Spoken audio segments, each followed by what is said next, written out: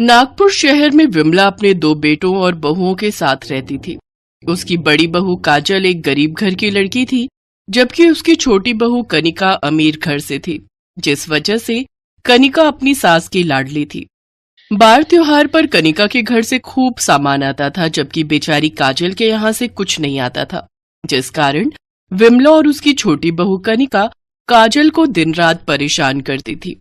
लेकिन उस घर की बड़ी बहू होने के बावजूद भी वो किसी से कुछ नहीं कहती थी और चुपचाप सारा काम अकेले ही करती थी। एक रोज कनिका अपनी सास से, माँ जी, अगले महीने छठ पूजा आने वाली है और मुझे अपने लिए शॉपिंग करने जाना है। मैं छठ पूजा के लिए ढेर सारी साड़ियाँ लूंगी और हर दिन अलग अलग साड़ी पहनूंगी। हाँ हाँ मेरी सोनी बहू, जितनी मर्जी साड़ियाँ तू ले लेना। वो दोनों शॉपिंग पर जाने की तैयारी कर रही होती हैं, जबकि उधर घर की बड़ी बहू काजल साफ सफाई में लगी हुई होती है। अरे वाह जेठानी जी, आपने तो घर को अच्छे से साफ कर दिया। चलो आप किसी काम तो आई। अच्छा सुन बड़ी बहू, हम दोनों शॉपिंग पर जा रही हैं, तो हमारे लिए जल्दी से चाय और समोसे बना दो। पहले पेट पूजा कर ले, उसके बाद ही शॉपिंग पर चलते हैं। काजल रसोई में चाय और समोसे बनाने लग जाती है। कुछ देर बाद विमला जोर से चिल्लाकर कहती है, अरे बड़ी बहू, कहाँ मर गई? अभी तक मेरा नाश्ता नहीं बना क्या? जी माँ जी, बस अभी लाई, ये लीजिए। अब अच्छा माँ जी, आप दोनों बाजार जा रही हैं तो मेरे लिए भी छठ पर पहनने के लिए एक साड़ी ले आइएगा। मेरी सारी साड़ियाँ पुरानी हो गई हैं। लो, अब महारानी को नई साड़ी चाहिए। अपने बाप के घर में तो तुझे 2 वक्त का खाना भी ठीक से नसीब नहीं होता होगा। अरे शुक्र मना, तुझे यहाँ 3 वक्त अच्छा खाना खाने को तो मिल जाता है। आई बड़ी नई साड़ी पहनने वाली। अरे दीदी, तुम्हें नई साड़ी लेकर क्या करना है? मेरे पास कुछ पुरानी साड़ियां हैं जो मैंने नौकरानी को देनी ही थी, इससे अच्छा तुम ही रख लेना। ये बात सुनकर काजल रोने लगती है और अपने कमरे में चली जाती है।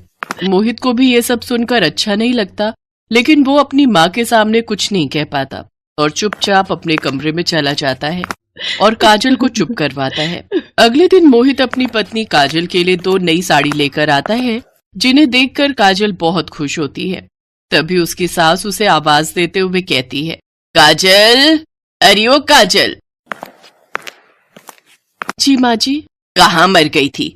अच्छा ये ले पैसे और बाजार से कुछ सब्जियां खरीद ला, घर में सब सब्जियां खत्म हो गई हैं। काजल चुपचाप बाजार चली जाती है।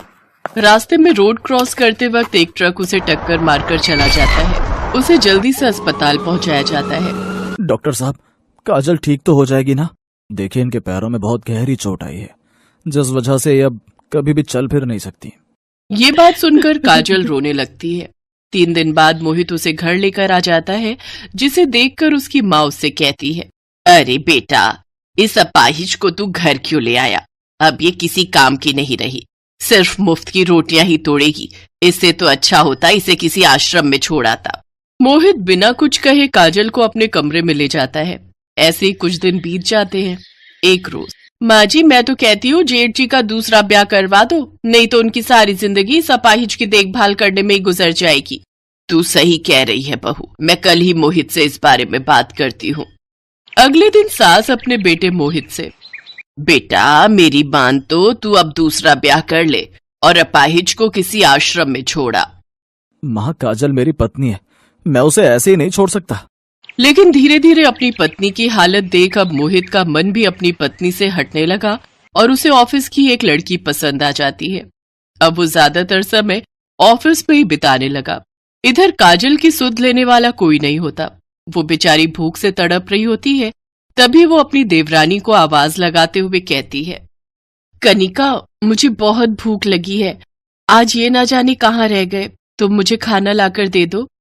हाँ हाँ, तुम्हें क्या लगता है मैं तुम्हारी नौकरानी हूँ, तुम्हारे तलवे चाटूंगी? अरे जेठानी हो इसका मतलब ये नहीं कि देवरानी को नौकरानी बना दोगी। आज के बाद मुझे फिर किसी काम के लिए मत कहना, समझी? फिर उसकी सास प्लेट में डालकर उसके लिए खाना लाती है और कहती है, ले खा ले इसे, पता नहीं कब तक हमारे सर पर बोझ बनकर बैठी रहेगी। अब मेरी उम्र थोड़ी न है तुम्हारी सेवा करने की। सास और देवरानी इसी तरह उसे कोसती रहती हैं। इस जिल्लत भरी जिंदगी से काजल अब परेशान हो चुकी थी।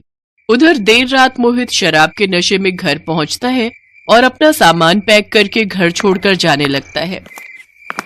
हे छठी मैया, अब मैं किसके सहारे जीऊंगी? माँ, सुना है छठ व्रत करने से हर मनोकामना पूर्ण हो जाती है, तो कल मैं भी तुम्हारे इस व्रत को पूरी श्रद्धा से रखूंगी। अगली सुबह छठ पूजा वाले दिन काजल जल्दी उठती है और नहाए खाए और 2 दिन व्रत रखकर अपने व्रत को विधि अनुसार पूरा करती है। और फिर तीसरे दिन शाम के वक्त पहले उसकी देवरानी कनिका पानी में अर्घ देने के लिए उतरती है, तो ठंडे पानी की वजह से वो जल्दी बाहर आ जाती है।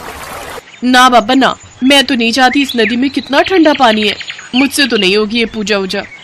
इसके बाद पड़ोस की औरतों की मदद से काजल पानी में उतरती है और प्रार्थना करती है, हे छठी मैया, मेरे पूरे परिवार पर हमेशा अपनी कृपा दृष्टि बनाए रखना और मेरे सुहाग को मेरे पास लौटा देना।